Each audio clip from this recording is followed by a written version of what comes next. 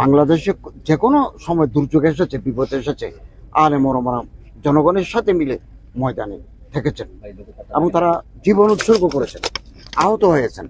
এই জুলাই বিপ্লবের সময়ও শত শত মাদ্রাসার ছাত্র আহত হয়েছেন এবং তারা শাহাদত বরণ করেছেন।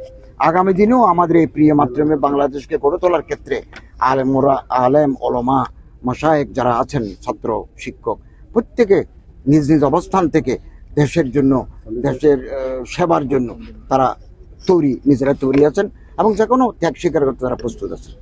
এটা একদিনে সম্ভব নয় ল অ্যান্ড অর্ডারকে কন্ট্রোল, তবে আলহামদুলিল্লাহ বহু গুণে আইনশৃঙ্খলা পরিস্থিতি ভালো হয়েছে, অর্থনীতি ভালো হয়েছে এবং আমরা আশা করি আমরা একটা সুন্দর নির্বাচন আগামী ফেব্রুয়ারি মাসে আমরা করতে পারবো। এভাবে আমাদের প্রস্তুতি চলছে।